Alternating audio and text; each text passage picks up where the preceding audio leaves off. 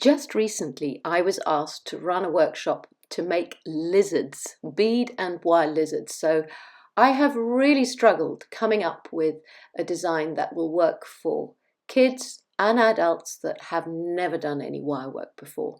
So I started off with a sort of more of a 3D frame, but really that was going to be too long-winded and complicated. And I've simplified it to this very tribal sort of childlike shape. But otherwise, you could go on the internet and find a template for a lizard shape like this and use that to get your shape for the wire frame. So that's always an option, and just go around the contour and make the frame and hammer it, and then bead within the frame to color it. And so that's one option of making a lizard. But for the purpose of the workshop that I was going to teach, because I had younger people on the workshop and they were complete beginners, I felt that was too hard to do to get started. So I've come up with a very simplified shape. So this tutorial is really simple for kids to be able to make their own piece quite easily. And not just for kids, but for a complete beginner. So if you follow me, I will show you how I created it. I'm using 1.5mm aluminium wire. So this is lovely soft aluminium, and I'm cutting a nice sort of arm's length of it. So I'm going to fold it, not quite in half, it's a sort of about 1/3 long. So 3/4 of the way up, I'm going to fold it around. So where I've folded it around, I'm going to make that the head. Now, a lizard head is a bit like a snake head, so it's a little bit triangular. So you want to go a little bit pointed at the end, bring it out into a V shape, and then fold it back with your flat nose pliers. So that's where the eyes are going to go, sort of like a kite shape at this point. And then you've got to decide how far down the neck is going to come. So then bend it out again for where the neck is going to be. So that's basically what you're going to do to create the shape of the head of the lizard. And that's going to determine how big the lizard body is going to be, because the head is about, well, the body rather is about 3 times the length of that head. So make the head first. You can flatten and hammer it to work harden it so that it's not going to misshape, so that you've got that fixed. And now you're going to make the body. So decide how fat or thin or long that body is going to be. Once you've determined where you're going to secure it, take one of the shorter wire and wrap it around the longer one and make sure it's held in place and secure. And then you can decide either to keep that long tail, that end. I'm going to keep everything. I'm not going to cut anything off at this point. So again, you want to hammer the outer edge of the frame, because that will mean it won't distort, because this is aluminium wire, which is very soft, and it can misshape quite easily. So once you've got the shape of the body, I'm just sort of rounding off so it's not too pointed at that end, rounding off that end a bit. And I'm going to hammer, and this makes it nice and tough.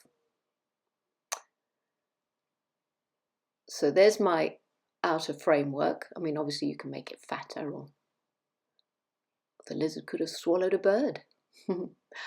Anyway, with this shorter end, I've decided to keep it. I could have cut it off, but I'm keeping it because it could add extra detail to my piece. So I'm just making a bit of a spiral, flattening it into the center of the body and hammering that to fix it, because this will sit over my beading at the center of the frame. And the long end is going to be the tail of the lizard. So go to the very end, pick up your round nose pliers, create a circle first, and then create an open spiral for the tail. Now I know it's really a chameleon's tail that is spirally like this, but we're not, being specific about this lizard. It's very generic shape of a lizard. So don't worry about the species, whether it's a gecko or a, anything. Just go with me on this. It's not specific. It's just a decorative lizard shape, very abstracted, very simplified. So a very sort of naive shape. There's something about spirals and wire that just always looks so decorative, so I'm going for spirals. So there's your framework of the body and the tail. So now we've got to do the arms and the legs. So I've got 2 more lengths, one for the arms, one for the tail, and then 2 more short lengths of 0.4 mil, that's the 26 gauge wire, so that I can bind them on to the framework. And what I tend to do is get the center of the wire bound on already on the framework, because that helps me hold everything together. Because when you introduce the second wire, the 1.5 mil aluminium, it's quite hard to hold both together. So this way it's much easier. So I'm just binding the sides. I'm binding the center of that new wire to just under the head of the lizard, and that will end up being shaped into the arms of the lizard. So there's no specific way of doing this. You just want to make sure that it's held in place, secure, and it's not going to wobble around. And you can always give it a little bit of a flattening so it doesn't stick up too much with the hammer. So now for the base of the piece, I'm going to do the same thing, connect my fine binding wire onto the base of the frame where I want to connect the legs. A couple of binds around, make sure it's on there. Offer the thicker wire up the center of it and hold it in place. There's a lot of sort of bulk wire there, so you really have to grip it hard. Do some tight stitching with this fine wire to make sure it doesn't sort of wobble off.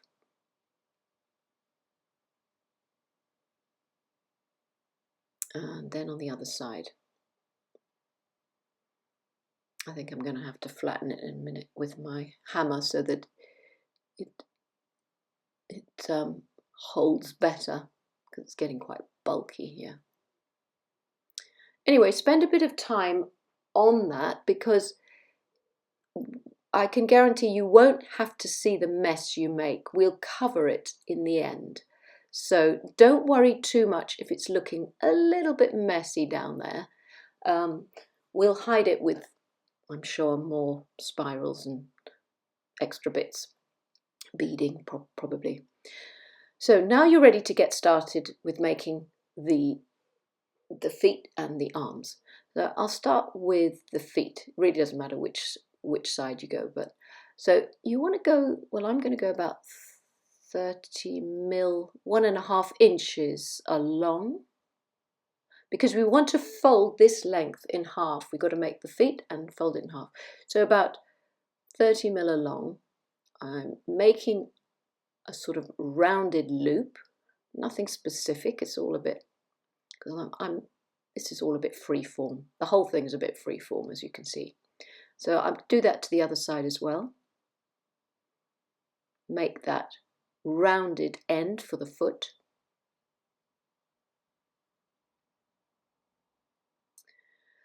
And now we're going to make the little toes of the feet. So I'm getting to the center, squishing that to a sort of point or a lump, bending that up on each side to create 3 little toes that I can squash together and just bring it a bit more together. There's your toes. There are many ways of doing this. Obviously you could use your round nose pliers and sort of make much better rounded toes, but I've had to think of how to simplify this as much as I can for complete beginners. So I found this was the easiest method of making the toes. Not being too specific, just squeezing sort of bits of the wire like this, and that brings them together to make the sort of toes of the feet. So those are the 2 sides. So where the wire comes back to the frame, that's where you can bind it around the frame again to secure it. So you'll have 2 ends from each of the doubled up legs coming back. Make sure you squish it down tight. And this one's got a bit more. I can actually push that through where the doubled up other leg is, and that means I don't have too many bulky wires in one place. And then again, squash that away. So there you have it. There's the legs. And you're going to push them up a bit first and then bend them down. So once you've got sort of go along, bend it down. So that's where the sort of knee bit is, where you want to see it like it's climbing. So find the center of the stalk of the leg and bend it down. And if anything comes loose, just keep manipulating it. Once you've got the legs as you want them, hammer them, and that will get rid of any sort of marks that you've made when you've been making the toes, and any sort of nicks, and you know, it just neatens it all up, and it work hardens it. So same at the other end, about, was it 30 mil, 1.5 inches long. I made the bend, made a sort of circular loop, squish the middle into one of the toes, bring up the other side to make the toes on each side, and then I squeeze those together to make those knobbly bits at the end. And you just keep shaping until you're happy with it. And then you bring the wires back to the frame, and they're going to be secured around the frame to hold on. So again, I'll measure about 30 mil.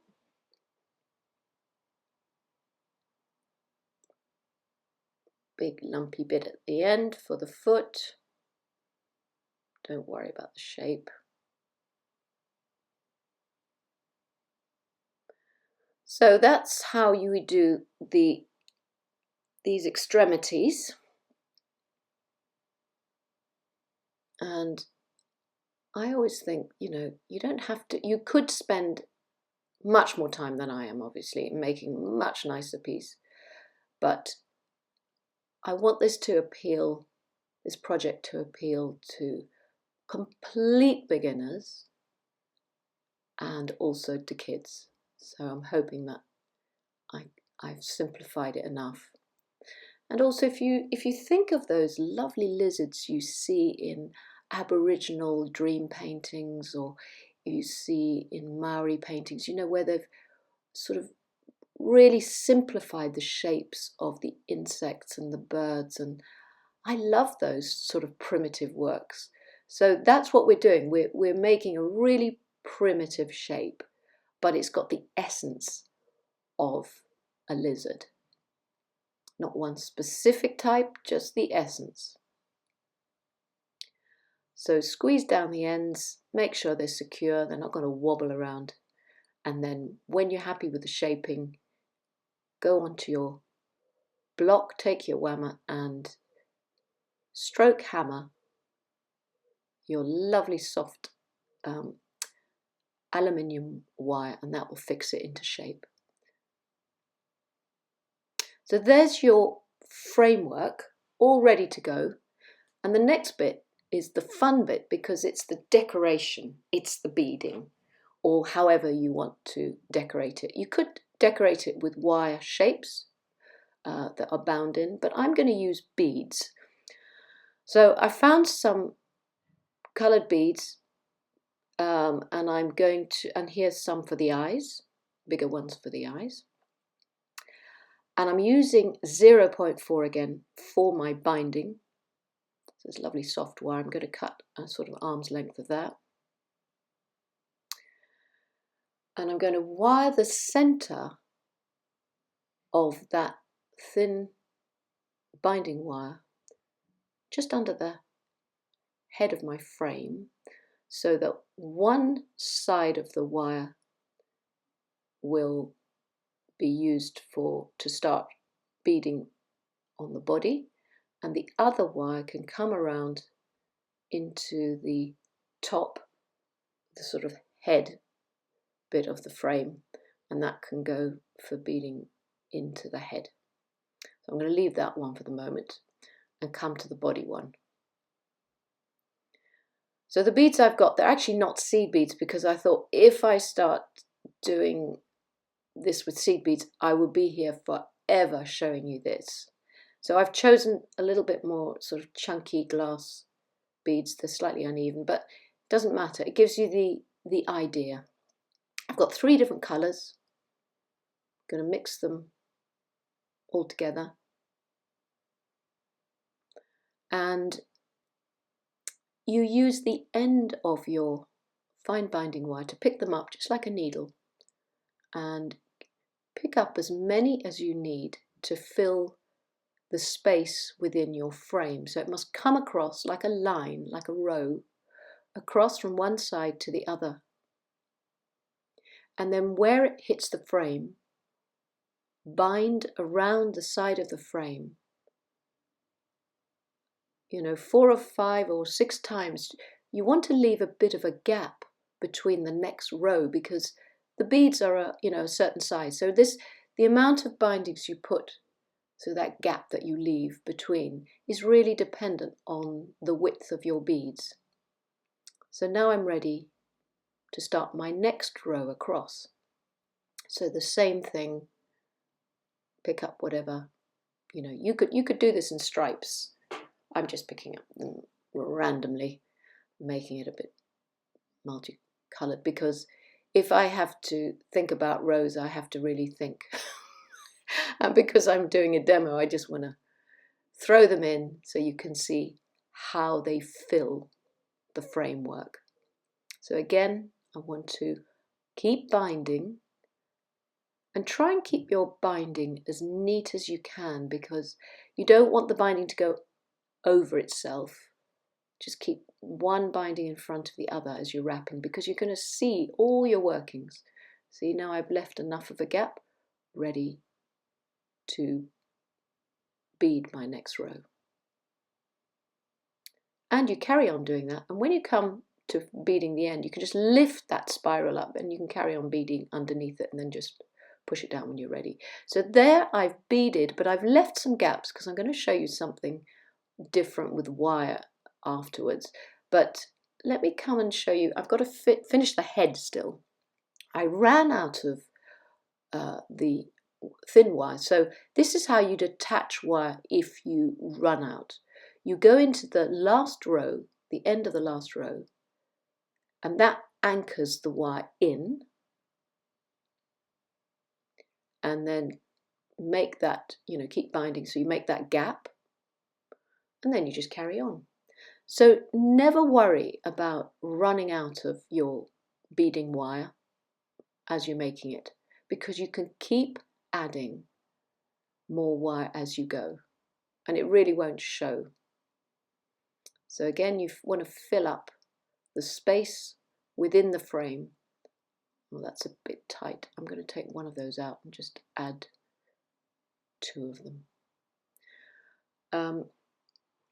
Yeah, so it's really up to you how what beads you use. You could use one big bead, obviously, and not put as many beads as I have. So now I'm coming up to the area where I want to add the eye bead. So it's the widest part of the head, really. That's where you put the eye bead.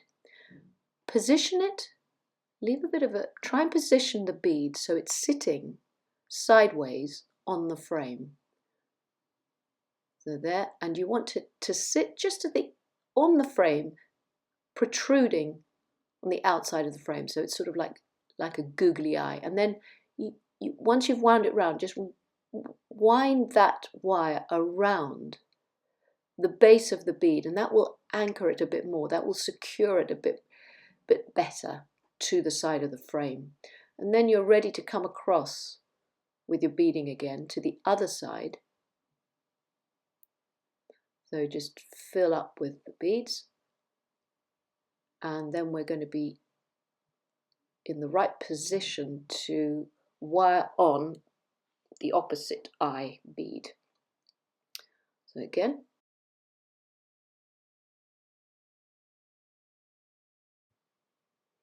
so you can see again, it's just a question of attaching to the frame, picking up the eye bead, holding it in place, fixing it to the side of the frame to go back with the wire. Do another little stitch to hold it on in place. And I'm just making sure this one doesn't move around, so one more little stitch around the frame, and then wrap it around the base of the bead, just like you would if you were sewing a button on. And then you can continue bringing the wire, wrapping it so that you come a little bit on the side so that you can put another line of or row of beads. And just try and keep your stitching as neat as you can. So you just carry on adding whatever colours you want to fill up the space within your frame, and this will bring your lizard to life.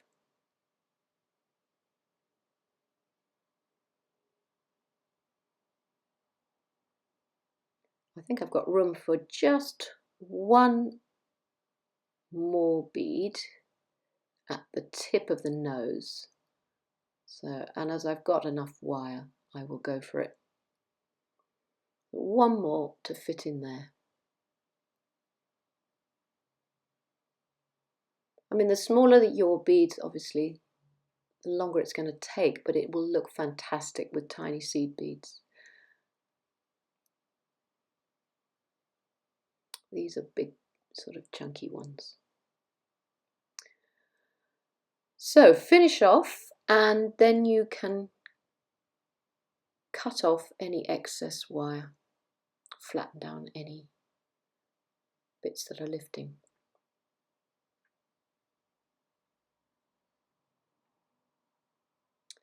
And just to get rid of, this is the other end, I'm just pulling it back through and finishing it off just to neaten that on the side. And then I haven't got any bits protruding from the frame. So now that's all the beading. I wanted to show you something with coloured wire. So this is something, if you have got younger kids, they might find the beading a bit difficult to do. So you can actually also add stripes to your lizard, not just with beads, but with coloured wires. So you just leave some gaps when you're beading, fix the coloured wire. This is what I'm actually using is a 0.5 mm enamel coated copper wire, but any thin wire will do, or thick wire, you won't need so much. And then you wrap it around in that gap, within that gap of the beads. And if it's going to move around, you can actually, fix it to the sides of the frame as well, if you find it sliding around. Don't feel you have to just bind it like me, but I just thought this is quite an easy thing to do for kids if they wanted to add the stripes. So once you sort of filled up with colour, you fix it onto the side of the frame again. Every time you'd fix it onto the side of the frame. And you can do that all the way along where you want those stripes. I'm not sure, I'm not convinced I particularly like it, but I think if I was making this with a smaller child, it would be something I could say, do you want to put some stripes on, and it's just a different look, isn't it? It's got a different texture, different look. So again, wire wrap, fill those gaps so that you haven't got any spaces showing. People often ask me, why do you use for this and that? Really, there are no set rules. It's very much, what you've got to hand, and if you use thicker wires, it looks different. If you use thinner wires, you'll need more, So there you have it. I've bound, and then I'm just going to put that spiral back where I want it. And you can also shape it a bit more. You push in the center of the body. I'm using this sort of doming mandrel, but you can use a pen, something just to push in the middle, and that sort of raises it a tiny bit, gives it more of a convex shape to the piece.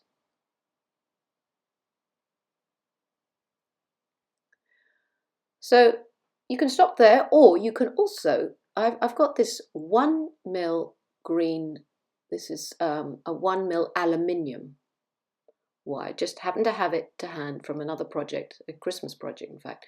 So I thought what I could do is just bind around the legs and the arms and the tail. So I'm finding the center of a long length, putting that at the center just under the head, and instead of wrapping it tight and close, I'm just moving it along with a space in between, wrapping it until I get to the hand, and take it across,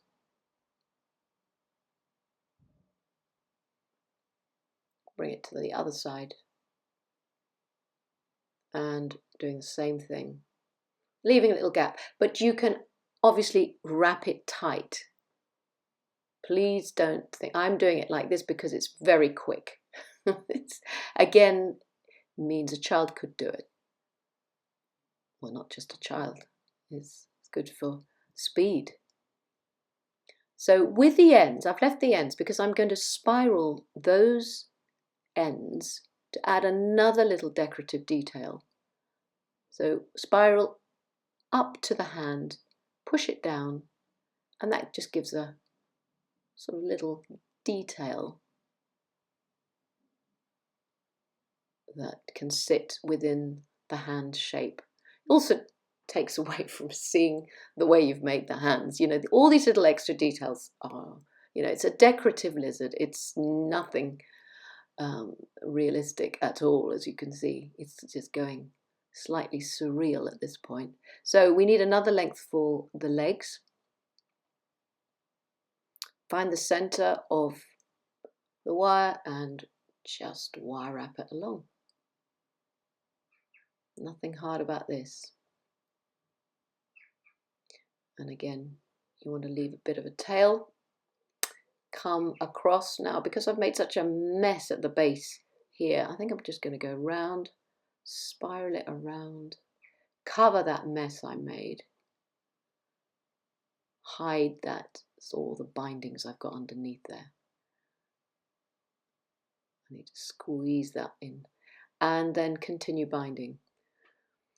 Now I think I'm going to run out of this coloured wire. So if you do run out, never panic, because you can always add more. That's the great thing about all these wires. You just use as much, you know, sort of like always sort of an arm's length. But then if you run out, so here I've run out, I'm going to cut it off so that it's not protruding. Cut another length. I don't need much this time. It's just that end. Attach it just before it should be attached, but that way I can squidge it around so that it fixes to where I want it to fix and doesn't slide, and then I've got enough for my little spirals.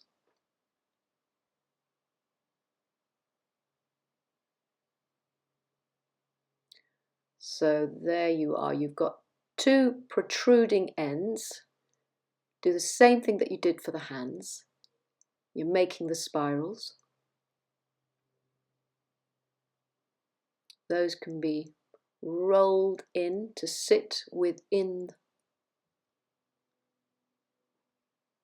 the feet.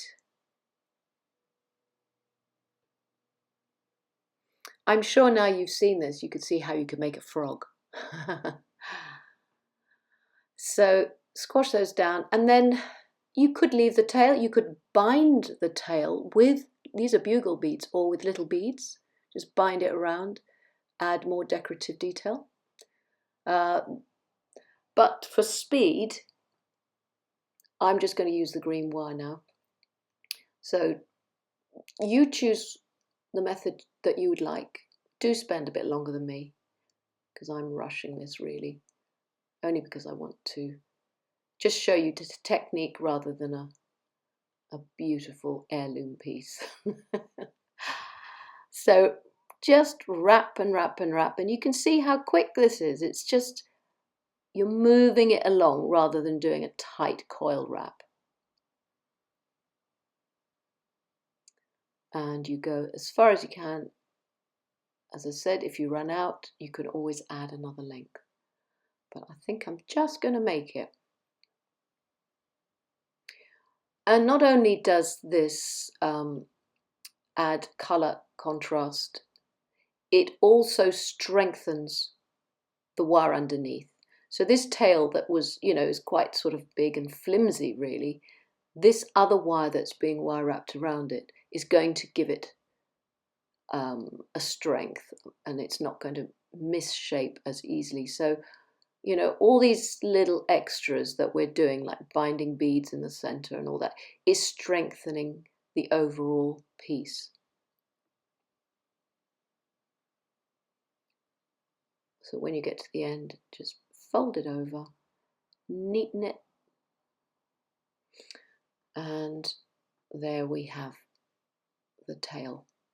Now I've got this extra bit in the middle there, so I'm going to make another little spiral that can be flattened on top of the other one, which means I've completely hidden all my workings and my mess underneath. There's always a way of covering mess with spirals. So there you have it. Now there's one last thing we can do is with the eyes. We can make the eyes stand out a little bit more. I'm going to cut two lengths of the 1.5, the original wire that we made the framework out of, so that's the aluminium, but you can use any wire you want.